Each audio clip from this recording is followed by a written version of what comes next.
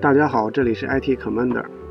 本期节目呢，我给大家介绍一下小米插座集成到 Home Assistant 之后如何设置定时任务。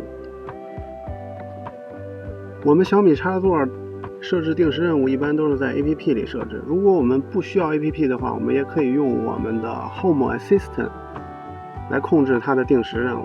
下面我给大家演示一下。首先呢，我们要调整2个时间。第一个呢，我们先看左边这个网页的 Home Assistant 的配置。我们在通用里边，时区这边要选我们正确的时区。我现在在这个时区，所以我选这个时区。我们如果要修改的话，我们在这上面输一个加号，那时区就全出来了，然后你可以自己选择。我这边已经选好了我需要的时区，所以时区是正确的。我的时区是+8。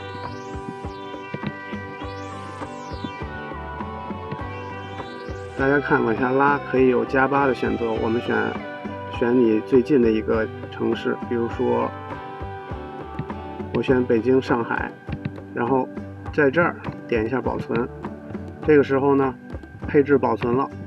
我们还要确认一个地方呢，就是我们后面树莓派 Home Assistant 的树莓派，或者是我们的斐讯 N1 的系统时间是不是正确。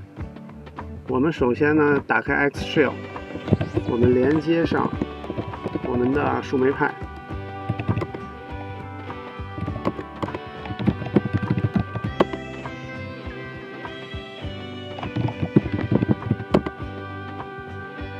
我们敲 Date 命令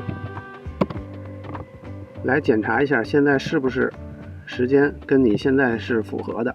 如果不符合呢，我们用 sudo 命令 sudo 加 rspy config 回车之后，我们选第4项第4项里面的第2项 time zone， 然后这个时候会出现一些州的选项，我们选亚洲，然后我们选香港，因为香港跟中国的时区是一样的，是+8，然后我们用 Tab 键挪到 Finish， 这个时候我们的 Date 就跟系统的时间是完全一致了。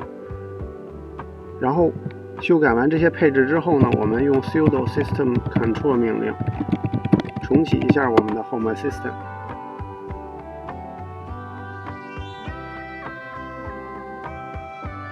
在确保这2项时间修改正确之后，我们就可以回到我们的网页界面来配置我们小米插座的定时开关了。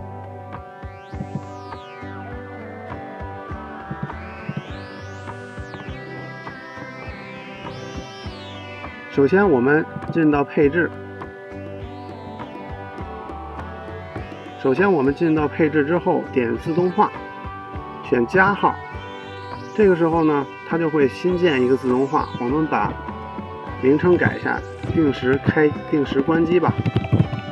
我们选择定时关机，然后触发状态，选时间，当时间为17点。注意这里边要用英文的冒号，有时候忘了关闭中文输入法，它会是全角的冒号，这样是不能用的。比如说现在是15点13，我选15点15给大家演示。15点15，然后呢，环境条件我们就没必要添加了。如果你有一些灯光的，或者是一些其他的环境条件，你可以在这里设置附加条件，比如说在日出的时候，并且是这个时间或者怎样。这里边就不再过多介绍，大家可以自己研究一下这个环境条件。环境是包括温度啊等等的。然后我们选调用服务，调用服务下面这个选项，我们展开之后有一个选项的名字叫 Switch Off、Switch On， 这2个条件的意思就是把开关关掉。然后下面我们就要输入这个服务数据。服务数据的意思就是你需要把哪个开关关掉，也就是说，当时间达到15点15，关闭插座，然后下面呢就是关闭哪个插座。这一步呢，我们需要在哪儿找呢？我们先右键点击开发者工具，在新标签页中打开一个新的标签，然后我们点服务，在服务的第一栏，我们选 Switch Turn Off。Switch Turn Off 下面有个实体，它会把你的所有的开关类的东西全都列在这儿。比如说我需要把饮水机的开关关掉，那么我复制这一段代码到剪切板，然后回到我们的网页端，这里边呢 Ctrl V 一下，这就是我们的服务数据了。我们点一下保存，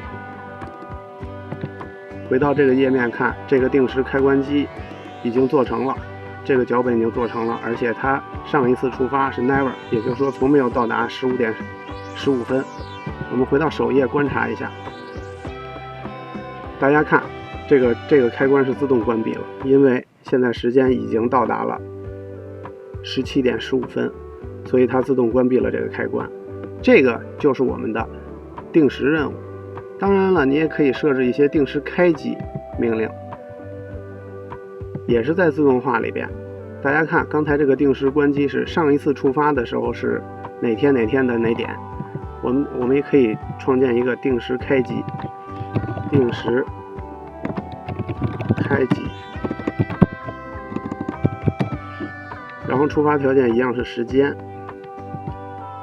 当时间为17点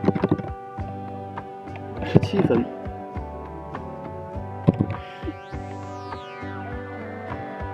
调用服务为 Switch On，